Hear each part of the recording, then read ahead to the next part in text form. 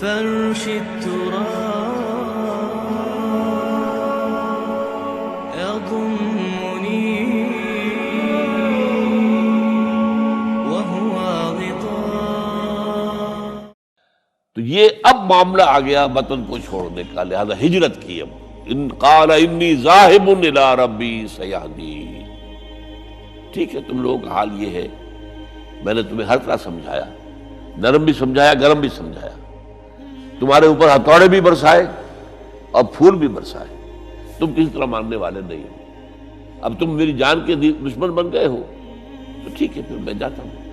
انی ذاہب الی ربی سیہدین رب ہب لی من الصالحین. ایک دعا اور نکل آئی اس وقت سے، اے اللہ مجھے صالح اولاد عطا فرما. 80 برس سے تجاوز ہو چکی تھی عمر، اولاد نہیں تھی، اور اللہ نے اسماعیل جیسا بیٹا دے دیا. اب اللہ تعالیٰ نے حکم دیا ہاجرہ اور اپنے اس بیٹے کو لے جاؤ اور جاؤ وہاں بواد غیر ذی زرع، جاؤ وہاں حجاز کی اس وادی کے اندر، وادی غیر ذی زرع، وہاں ان کو چھوڑ دو. اب یہ امتحان دیکھیے، توکل کا امتحان. حضرت ابراہیم لے آئے، کوئی متنفس نہیں، کوئی گھاس تک پیدا نہیں ہو رہی. وہ درخت کا ہونا تو اور بڑی بات ہے کہ کھجور کا درخت ہو یا کوئی اور درخت ہو. پانی نہیں، پانی کا ایک مشکیزہ تھا ابراہیم کے پاس، وہ چھوڑ دیا. کچھ کھجوریں تھیں وہ دے دی اور چلے. حاجرہ پوچھتی ہے ہمیں کس کے بعد سارے چھوڑ کے جا رہے ہیں؟ کہنے لگے اللہ کے. یہ ہے توکل، اللہ کا حکم ہے. دعائیں مانگ مانگ کر رب ہب لی من الصالحین فبشرناہ بغلام حلیم.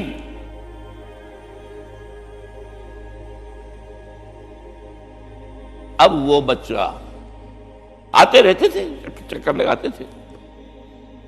فلما بلغ معه السعی، جب وہ بچہ اسماعیل ان کے ساتھ بھاگنے دوڑنے کے قابل ہو گیا، کاموں میں ہاتھ بٹا رہا ہے، 13 برس کی عمر ہو گئی ہے، نوجوان. اب اندازہ کیجئے 100 برس کی عمر، بوڑھا آدمی، اولاد اب تک ہوئی نہیں تھی. ایک اولاد مانگ مانگ کر دعا سے اللہ سے لی ہے. اب آخری امتحان آتا، اس سے آگے کوئی امتحان نہیں. اس بوڑھے شخص کی نخل تمنا ہری ہو رہی تھی اپنے بیٹے کو دیکھ کر. فلما بلغ معه السعی قال یا بنی انی اری فی المنام انی اذبحک فانظر ماذا تری. کہتے ہیں حضرت ابراہیم بیٹے، میں مسلسل دیکھ رہا ہوں خواب میں کہ میں تمہیں ذبح کر رہا ہوں.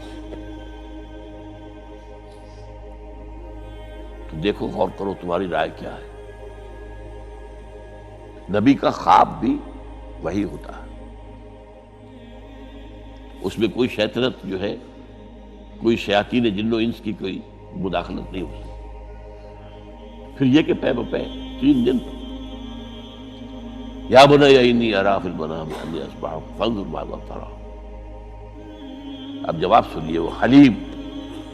یا ابت افعل ما تؤمر ستجدنی انشاءاللہ من الصابرین. ابا جان کر گزریے جو آپ کو حکم ہو رہا ہے. تومر امرتا نہیں، تومر حکم ہو رہا ہے. جب 3 دفعہ آپ کو یہ حکم ہو گیا اللہ کی طرف سے تو پھر دیر کاہے پہ؟ یا ابت افعل ما تؤمر ستجدنی انشاءاللہ من الصابرین. آپ مجھے انشاءاللہ صابر پائیں گے. یہ وہ صابر اور حلیم ہونے کی شان ہے، جان دینے کے لیے تیار. اب یہاں بھی دیکھیے کہ یہودیوں نے اتنی تحریفیں کی ہیں. وہ ذبیح اللہ حضرت اسحاق کو کہتے ہیں. یہ بعد میں حضرت اسحاق پیدا ہوئے، 13 سال بعد، 100 برس کی جب عمر تھی حضرت ابراہیم کی تب ہوئے. اب وہ کہتے ہیں کہ ذبیح اللہ جو ہے وہ اسحاق ہے، اسماعیل تھے. مروہ پہاڑی، جو مروہ اور یہ موریا، وہاں پر بھی انہوں نے ایک پہاڑی کا نام رکھ دیا مروہ. وہ کہتے ہیں یہاں پر اسحاق کو ابراہیم نے ذبح کرنے کی کوشش کی. سب بکواس. ایک بڑی عمدہ کتاب مولانا فراہی رحمۃ اللہ علیہ کی تھی، عربی، پھر اس کا ترجمہ ہوا، الرأی الصحیح فی من هو الذبیح، عربی میں کتاب تھی کہ ذبیح کون تھا، اسماعیل یا اسحاق، اس کے بارے میں صحیح رائے کیا ہے، یہ اس کتاب کا موضوع ہے۔ تو انہوں نے تورات کے حوالے سے ثابت کیا ہے۔ اصل میں ہوتا کیا ہے، چور لاکھ چیزیں چھپا بھی جائے اپنی تو کہیں نہ کہیں کلو چھوڑ جاتا ہے، آخر تفتیش ہوتی ہے، پولیس والے بھی جانتے ہیں کہیں نہ کہیں سے کوئی نہ کوئی کلو جو ہے، اب ساری چیزوں کو سمیٹنا مشکل ہوتا ہے اس کے لیے، تو اس کے اندر وہاں کلو موجود ہے، اسحاق اس کے اندر تورات کے اندر جس سے ثابت ہوتا ہے، انہوں نے ثابت کیا۔ الرأی الصحیح فی من هو الذبیح، اس کا میں نے ترجمہ شائع کیا تھا جب میں نے ابتدا کی ہے لاہور میں آ کر اپنے کام کی 1965 میں، تو دارالاشاعت الاسلامیہ میں نے قائم کیا تھا اپنا ایک دارالاشاعت پبلشنگ ہاؤس، اس سے وہ کتاب شائع کی تھی میں نے، اب بھی وہ چھپتی ہے، اب وہ اور پبلشر ہیں ان کے، وہ چھاپ رہے ہیں۔ بہرحال تو حضرت اسماعیل جو ہے وہ ذبیح اللہ ہے، اللہ نے جب لٹا دیا، فلما اسلما وتلہ للجبین، اب یہاں پر ذرا نوٹ کیجئے، اسلما، جب دونوں نے اسلام کا مظاہرہ کیا، وہ جو میں نے کہا تسلیم، سر تسلیم خم ہے جو مزاج یار میں آئے، بوڑھا باپ چھری لے کر تیار ہو گیا ہے اور جوان بیٹا گردن ڈال کر بس صرف ایک احتیاط کی ہے کہ پیشانی کے بل لٹایا ہے تاکہ چہرہ سامنے نہ رہے، اتنی بات،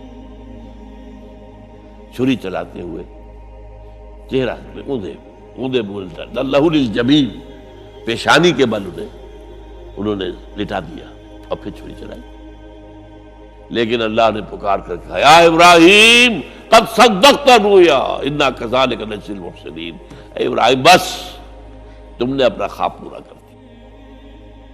میں نے آج سے بہت پہلے مضمون لکھا تھا اس پر، تو میں نے کہا تھا جس کا امتحان لیا جا رہا تھا وہ فیل نہیں ہوا، ممتحن کو بس کرنی پڑی ہے، اللہ کو بس بس بس، ان ھذا لہو البلاء المبین، اے ابراہیم واقعتاً یہ بہت بڑی آزمائش تھی، اس میں تم پورے اتر گئے ہو۔